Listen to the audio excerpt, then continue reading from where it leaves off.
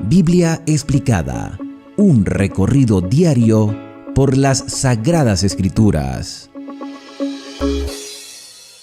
Hoy en nuestro recorrido explicativo por las Sagradas Escrituras hemos llegado al capítulo número 6 del primer libro de Reyes. En el capítulo anterior vimos cómo Salomón, con sus buenas relaciones exteriores, le envió un mensaje a Hirán de Tiro para que le facilitara madera y también obreros para la construcción del santuario que David ya había proyectado. Había David dejado los planos de acuerdo seguramente a las instrucciones recibidas de los profetas, de los siervos del Señor, y utilizando las referencias del tabernáculo construido por Moisés. Debía tener los mismos elementos, porque estos elementos que desde Éxodo 25 Dios le reveló a Moisés para que lo construyera de acuerdo al modelo que el Señor le mostró en el monte, iban a seguir siendo iguales, por lo menos en funciones. Debía haber un altar de sacrificio, fuente de bronce, mesa para los panes, candelabro para iluminar, altar de incienso y por supuesto no podía faltar el arca. Hubo algunos cambios en las medidas de este templo, que ahora ya no sería movible, ya no sería una tienda que se arma y se desarma, sino que ahora sería un templo bien elaborado y creado, porque Israel había alcanzado ya la paz, había conquistado los territorios que Dios le había dado, y ahora Salomón, en este periodo de prosperidad y de buenas relaciones exteriores, se proyectaría a continuar la obra que su padre había iniciado. Por lo menos David hizo los planos, aunque en el corazón de David estaba el deseo de construir el templo, pero Dios no se lo permitió. El capítulo 6 comienza con una fecha importante, nos da un dato cronológico de acuerdo a la construcción del templo. Dice en el año 480 después que los israelitas salieron de Egipto. Es decir, que desde que Israel salió de Egipto y cruzó el Mar Rojo y llegó al desierto y llegó al monte Sinaí, hasta que se inició la construcción del templo, pasaron 480 años. Aquí hay una exactitud en el cómputo de las fechas. Por supuesto que los israelitas y los orientales en este contexto llevaban un calendario totalmente diferente al nuestro. Nosotros hablamos de un calendario que tenemos en la mano que se llama calendario gregoriano, que fue instaurado en el año 1582 por el Papa Gregorio XIII, y ahora nosotros manejamos los cómputos antes y después de Cristo. Entonces, como manejamos estos cómputos antes y después de Cristo, tenemos que adaptar las fechas que se nos dan en la Escritura, tomando en cuenta que sabemos cuándo reinó Saúl, sabemos cuándo reinó David y cuándo inició el reinado de Salomón, que fue en el año 971 a.C., 971-970 aproximadamente, fue el inicio del reinado de Salomón, con el calendario que tenemos. Entonces aquí dice que la construcción del templo comenzó en el año 480 después de la salida de Israel de Egipto, en el cuarto año del reinado de Salomón. Estamos hablando alrededor del año 967-966 antes de Cristo, aproximadamente. Porque con este cómputo podemos incluso determinar la fecha exacta de la salida de Israel de Egipto, cuando eran esclavos y fueron liberados con mano poderosa.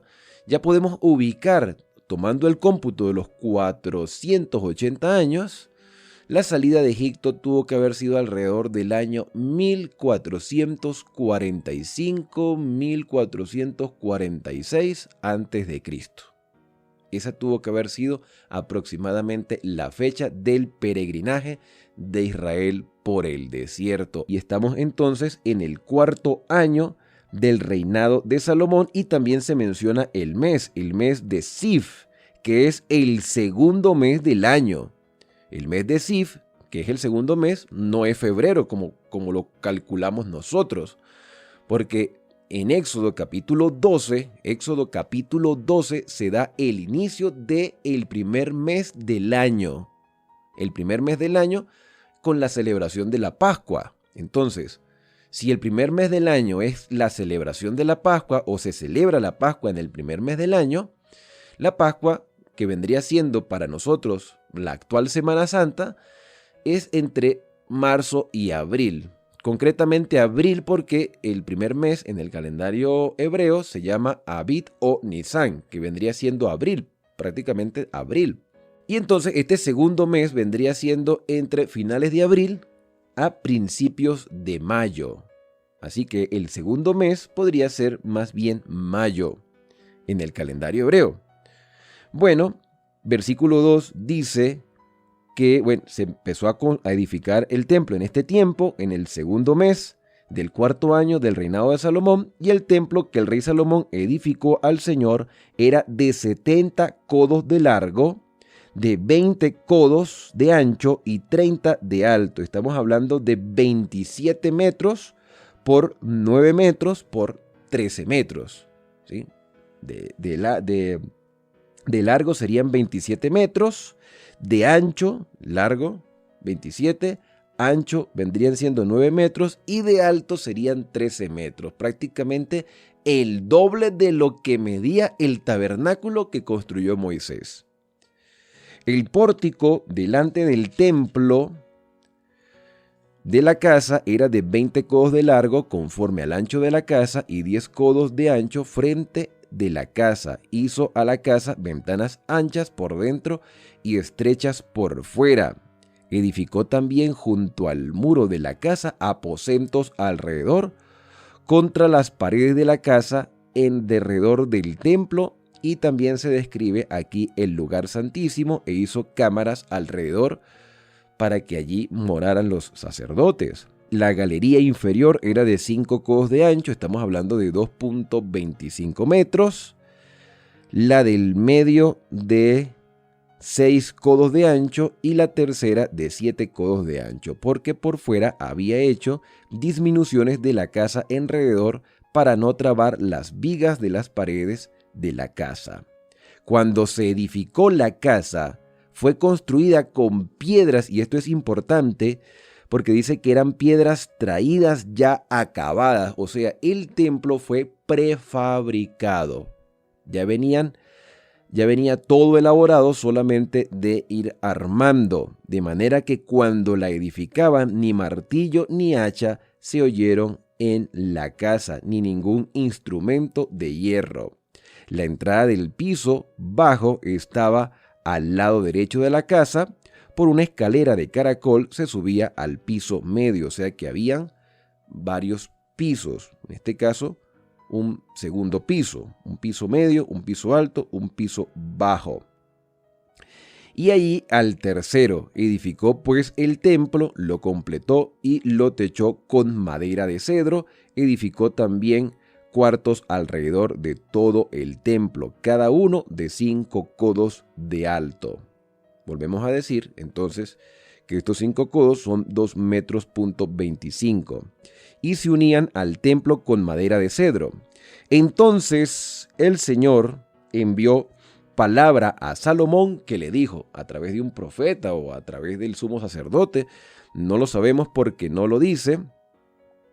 Solo dice que el Señor envió palabra a Salomón, que le dijo, versículo 12, acerca de esta casa que tú edificas, si andas en mis normas, y aquí viene una declaración condicional del Señor, si tú andas en mis normas, si cumples mis derechos y guardas todos mis mandamientos y andas en ellos, yo cumpliré contigo mi palabra que hablé a David tu padre. Si tú te mantienes fiel a mí, si tú cumples lo que ha dicho, yo seguiré estando contigo. Dios le hace esta promesa condicional a el rey Salomón. Y así son las promesas de Dios también para nosotros. Son promesas condicionales, no son promesas incondicionales. No es que Dios nos dice, te voy a bendecir siempre, hagas lo que hagas, no. Si nosotros nos mantenemos fieles al Señor, si mantenemos nuestro compromiso a Él, Él también cumplirá su palabra. Dios siempre cumple, pero Él necesita que tú y yo seamos fieles, seamos constantes, seamos perseverantes. Si somos perseverantes, Él cumplirá su palabra. Y eso se lo dejó en claro a Salomón. Si andas en mis normas, si cumples mis derechos, si guardas todos mis mandamientos y andas en ellos, yo cumpliré contigo mi palabra que hablé a David, tu padre. Habitaré en ella, hablando del templo, en esa morada. Habitaré en ella, en medio de los israelitas, y no dejaré a mi pueblo Israel. Así Salomón edificó el templo y lo terminó.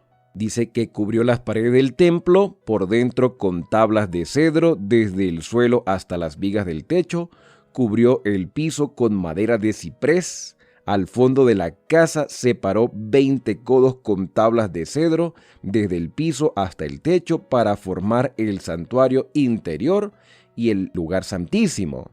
La casa, a saber, el lugar santo del templo, que medía 40 codos de largo, es decir, 18 metros. La casa estaba cubierta de cedro por dentro y tenía entabladuras de calabazas silvestres y botones de flores. Algo bien bonito, bien adornado. Mantenía los lugares, el atrio exterior, el lugar santo y el lugar santísimo. Todo era de cedro, ninguna piedra se veía. En lo más interior de la casa estaba el lugar santísimo para poner allí el arca del pacto del Señor. El lugar santísimo estaba en el interior y medía 20 codos de largo, 20 de ancho y 20 de alto, y lo cubrió de oro purísimo porque había abundancia. También hizo el altar de cedro. Salomón cubrió de oro puro la casa por dentro y el lugar santísimo y cerró la entrada con cadenas de oro. Cubrió pues de oro todo el interior de la casa y también vistió de oro todo el altar que estaba ante el lugar santísimo. Versículo 23. Hizo también en el lugar santísimo 2 querubines de madera de olivo, cada uno de 10 codos de alto. Estamos hablando de 4 metros. 4 metros y medio medían estos querubines que estaban en el lugar santísimo. Una cosa realmente esplendorosa, sorprendente, inimaginable. Cada ala del querubín medía 5 codos, es decir, 2.25 metros. Así, desde la punta del ala hasta la punta de la otra, había 10 codos. El otro querubín tenía también 10 codos. Los 2 querubines eran de un mismo tamaño y una misma forma. La altura de cada uno era de 10 codos. Puso estos querubines en el lugar santísimo. Los querubines extendían sus alas de modo que el ala de uno tocaba la pared y la ala del otro tocaba la otra pared, y las otras 2 alas se tocaban una a la otra en medio de la casa, y cubrió de oro los querubines. En todas las paredes de la casa, por dentro y por fuera, esculpió figuras de querubines, palmeras y botones de flores, y cubrió de oro el piso de la casa, tanto el aposento interior como el exterior. Para la entrada del lugar santísimo hizo puertas de madera de olivo. El dintel y los postes eran pentagonales, así que no eran postes redondos ni cuadrados, sino en forma de pentágono. Tenían 5 lados los postes. Las 2 puertas eran de madera de olivo. Talló en ellas figuras de querubines, palmeras y botones de flores, y las cubrió de oro. Cubrió también de oro los querubines y las palmeras. Igualmente hizo a la puerta del templo postes cuadrados de madera de olivo. O sea que había postes cuadrados también, pero también habían pentagonales. Las 2 puertas eran de madera de ciprés y las 2 hojas de cada puerta eran giratorias. Una cosa hermosa. Talló en ellas querubines, palmeras, botones de flores y las cubrió de oro ajustados en talladuras. Edificó el atrio exterior, las 3 hileras de piedras labradas y una hilera de viga de cedro. Y en el 4.º año en el cuarto año, en el mes de Sif, que estamos diciendo que es mayo, echó los cimientos de la casa del Señor. Hizo todo eso. En el cuarto año de su reinado comenzó la obra. Y en el 11º año, en el mes de Bul, que vendría siendo noviembre, porque es debería ser octubre, porque aquí dice que es el mes octavo, aunque octubre creo que era finales de septiembre, principios de octubre era el mes séptimo, entonces finales de octubre, principios de noviembre era el mes octavo. Entonces fue acabada la casa con todos sus detalles según el proyecto. La edificó pues en 7 años. En el cuarto año de su reinado comenzó la construcción. En el 11º año del reinado de Salomón se terminó esta obra maravillosa donde tenía obreros trabajando constantemente, bien pagados. Ahora, si queremos hacer una comparación entre el santuario que construyó Moisés y el templo que construyó Salomón, podemos retroceder algunos capítulos hasta Éxodo 25. Aquí en este canal hicimos un estudio de toda la construcción del santuario, desde que Dios le dio la orden a Moisés hasta que se terminó todo, y estudiamos cada uno de los muebles del santuario que tienen un significado especial. Ahora puede surgir la pregunta, si Dios le dio a Moisés las medidas para que hiciera todo conforme al modelo que se le mostró en el monte, el modelo, o sea, Dios le mostró a Moisés un modelo y Moisés tuvo que hacerlo tal cual como Dios se lo mostró. ¿Por qué ahora Salomón hace un santuario que, aunque mantiene los mismos elementos, mantiene el atrio exterior, el lugar santo, el lugar santísimo, mantiene los muebles, aunque Salomón lo hace de mayor tamaño, agrega elementos, detalles arquitectónicos hermosos? El santuario de por sí, el tabernáculo era hermoso, pero Salomón ahora lo hace más esplendoroso, lo hace más glorioso, más llamativo. ¿Por qué Dios no se pone en contra de este cambio en la estructura del santuario? Bueno, la estructura se mantiene. El cambio es del tamaño, los materiales y muchos otros elementos. De hecho, Salomón llega y coloca 2 querubines grandes dentro del lugar santísimo. Y esto no quiere decir que eran para adoración, y esto lo he venido explicando a medida que hemos estado estudiando el santuario. Y yo, reflexionando con respecto a esto del cambio de tamaño del santuario, entiendo por qué Dios en ningún momento le reprocha a Salomón ni a David el hecho de que el santuario tuviera medidas diferentes, porque es que en realidad lo que construyó Moisés, entendiendo las limitaciones de Israel, a pesar de que utilizaron oro, madera, piedras preciosas, telas hermosas en el desierto, Israel tenía limitaciones y debía trabajar con lo que tenía. Salomón tenía abundancia, Israel venía en el desierto, así que no iba a ser igual la construcción del santuario, aunque ellos lo hicieron conforme a lo que Dios le había mostrado. Entonces, los tiempos son diferentes. Y en el cielo, como sabemos y estamos seguros que es así, en el cielo hay un santuario, pero el santuario celestial no es proporcional en medidas al que fue construido en la tierra. Dios le muestra un modelo a Moisés, Moisés lo hace conforme al modelo, pero en el cielo hay un santuario que es mucho más grande, mucho más abarcante, mucho más amplio y mucho más glorioso, por supuesto. Este templo de Salomón está tratando de que nuestra proyección al santuario celestial sea diferente.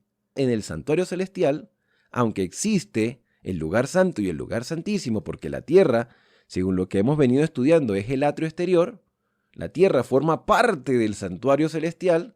El santuario celestial es gigantesco y es representado por los muebles que están dentro en este caso ahora del templo, y anteriormente en el tabernáculo de reunión. En el libro Profetas y Reyes vamos a encontrar una declaración acerca de la construcción de este nuevo templo. Mientras el edificio se iba levantando silenciosamente en el monte Moriah, o sea, el lugar donde se construyó fue en el monte Moriah. ¿Cómo lo sabemos? Por los libros de Crónicas.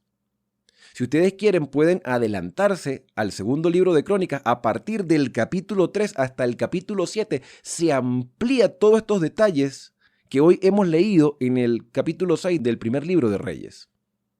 Los capítulos del 3 al 7 de Segundo de Crónicas dan mucho más detalles con respecto a la construcción del templo.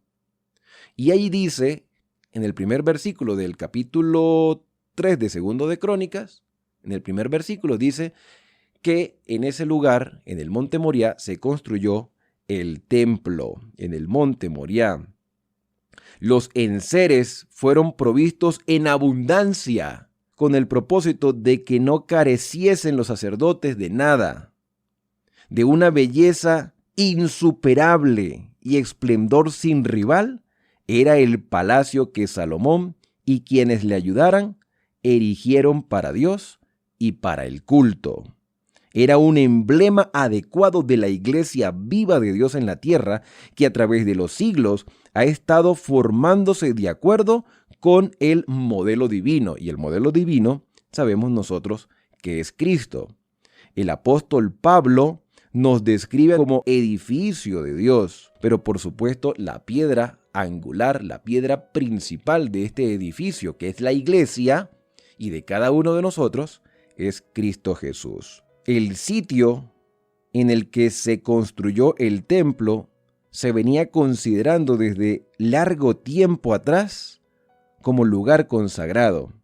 Allí era donde Abraham, padre de los fieles, se había demostrado dispuesto a sacrificar a su hijo en obediencia a la orden que Jehová había dado. Allí Dios había renovado con Abraham el pacto de la bendición que incluía la gloriosa promesa mesiánica de que la familia humana sería liberada por el sacrificio del Hijo del Altísimo. Allí, en Moriah, era donde, por medio del fuego celestial, Dios había contestado a David cuando éste ofrecía holocaustos y sacrificios a fin de detener la espada vengadora del ángel destructor. Y ese tema ya lo hemos también estudiado aquí en el canal.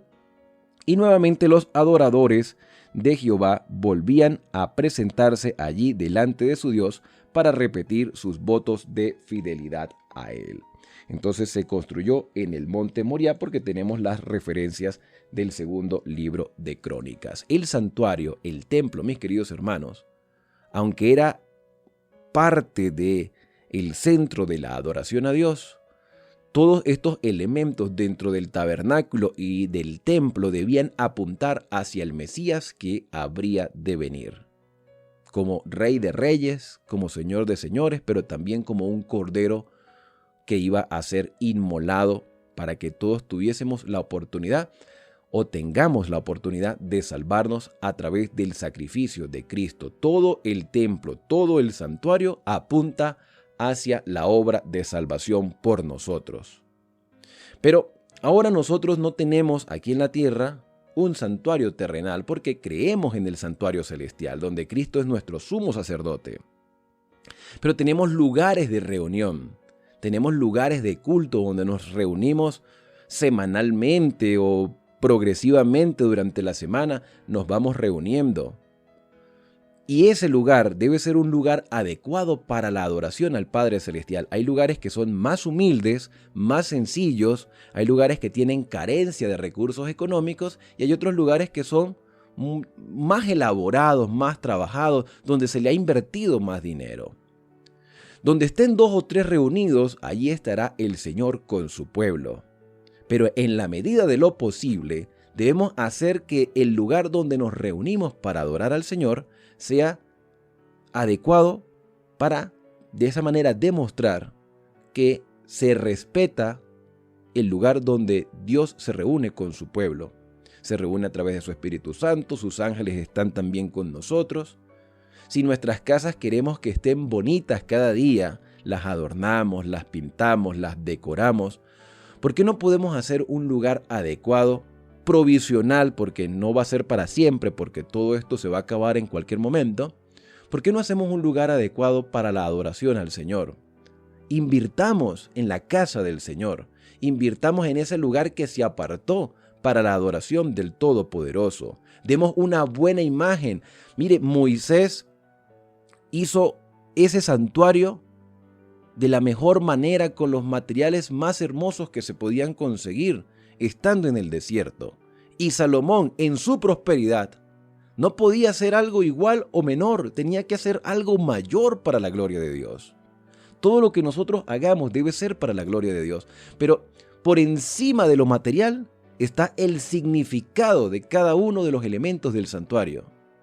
Y la iglesia en la tierra demuestra que tiene una misión que cumplir, de alabar a Dios y de invitar a otras personas a formar parte de esta familia celestial. Y si formar parte de una comunidad cristiana nos permite sentirnos mejor cada día, ¿cuánto mejor nos sentiremos cuando Cristo venga en las nubes de los cielos? Hagamos de la iglesia un lugar agradable, familiar, donde la gente se sienta motivada a asistir, donde la gente se sienta que realmente vale la pena seguir asistiendo a la iglesia, porque somos una familia de esperanza, que aunque tiene limitaciones económicas, los recursos que tiene los administra sabiamente para la gloria de Dios. Esto, mis queridos hermanos, debe motivarnos a ser perseverantes, porque tenemos la seguridad de que el Señor pronto vendrá a buscarnos. Y mientras estamos esperando, vivimos en la tierra como si estuviéramos en el cielo. Esto, por supuesto, es un mensaje de esperanza. ¿Por qué? Porque vamos a retornar a nuestro verdadero hogar y veremos a nuestro sumo sacerdote, que en este momento es ministro en el santuario celestial. De la construcción del templo y de su dedicación seguiremos hablando en los próximos capítulos que estudiaremos cada día. Por el momento hemos llegado al final de nuestro capítulo explicativo por el día de hoy. Le damos gracias a Dios porque Él nos ha guiado en este estudio. ¿Qué les parece si terminamos con una oración? Querido Padre, muchas gracias, Señor, te damos en este día porque tú nos instruyes, nos capacitas y nos permites entender todo lo que has hecho en favor de nosotros. Salomón hizo una gran obra para tu gloria y nosotros también tenemos que cumplir nuestra obra aquí en la tierra, sabiendo de que el verdadero santuario, el santuario celestial, allí en ese lugar está Cristo Jesús intercediendo por nosotros. Gracias, Señor, porque ponemos nuestra bendita esperanza en ti y en todo lo que haces. Son agradecimientos que hoy te hacemos en el santo y bendito nombre de Cristo Jesús. Amén. Y ahora, al despedirnos, decimos a cada uno: Dios te bendiga y te guarde. Haga resplandecer Dios su rostro sobre ti y tenga de ti misericordia. Dios alce sobre ti su rostro y ponga en ti paz. La invitación es para el día de mañana, cuando continuaremos en este recorrido explicativo aquí en Esperanza, el canal de las Sagradas Escrituras.